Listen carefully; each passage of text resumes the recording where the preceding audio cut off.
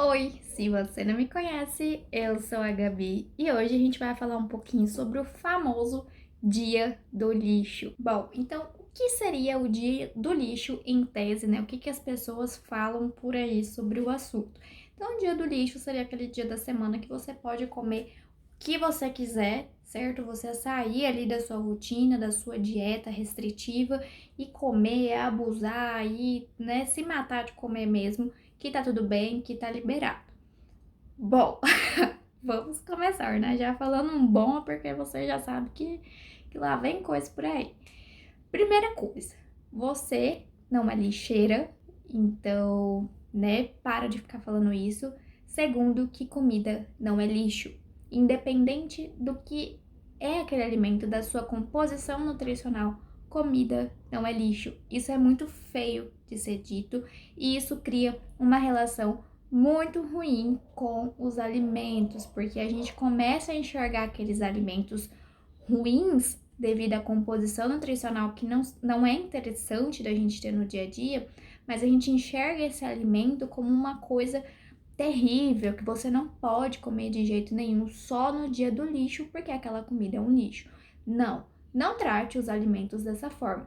Vai existir alimentos que são mais interessantes da gente ter no nosso dia a dia e outros que são exceções, que não são para estar ali todos os dias, porque não vai fazer bem, não vai favorecer os nossos objetivos, porque essa composição nutricional importa em determinado momento, mas a composição nutricional não é tudo em um alimento. Então, se você é a pessoa que fica falando dia do lixo, para com isso, tá? Porque, igual eu falei, comida não é lixo e você não é lixeira. Pronto, não tem nem o que a gente ficar prolongando sobre o assunto. Outra coisa que, quando a gente fica tendo esses momentos de exagero, como eu falei, a gente gera essa relação ruim com os alimentos. A gente não entende realmente o papel desses alimentos na nossa vida, na nossa rotina. E se a gente pensar, não vai funcionar a longo prazo, porque o que acontece? Essas pessoas que têm esse dia do lixo instalado, por exemplo, passam a semana toda restringindo aquilo que elas têm vontade, às vezes durante, por exemplo, a quarta-feira me deu vontade de comer um bolo, mas eu não posso porque o bolo é lixo, o bolo é ruim, eu só posso comer no meu dia do lixo. E aí, o que vai acontecer no meu dia do lixo? Eu vou exagerar, vou querer comer o bolo todo até eu passar mal.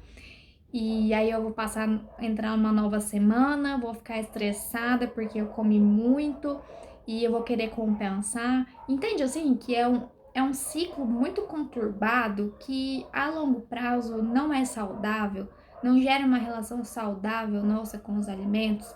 Então é muito mais interessante a gente entender o contexto desses alimentos na nossa rotina, na nossa vida, entender as nossas vontades, porque é muito mais inteligente, por exemplo, eu tô com vontade de comer bolo hoje. É uma vontade genuína, eu entender isso? É. Então eu tô com vontade, vou lá, como um pedaço de bolo, come com calma, sinto as texturas, né, o sabor, tem esse prazer na hora de comer esse bolo, que eu não vou precisar comer um bolo inteiro, aquela fatia vai ser o suficiente para me satisfazer quando a gente come com atenção plena.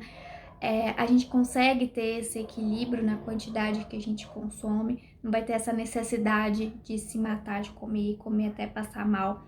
E aí vai chegar o final de semana, que seria o dia do lixo, eu não vou ter essa necessidade, eu não vou ter essa vontade, eu não vou ter passado a minha semana toda estressada e depois eu querer compensar. Eu vou manter a minha rotina. Então é muito mais interessante todos os dias eu ter a minha rotina, uma alimentação equilibrada, que condiza com a minha realidade, né, com os meus gostos, com as minhas necessidades nutricionais, se eu tenho alguma doença, enfim, o que eu realmente preciso, do que eu ficar ali restringindo uma semana toda, me estressando, vivendo essa relação ruim com a comida.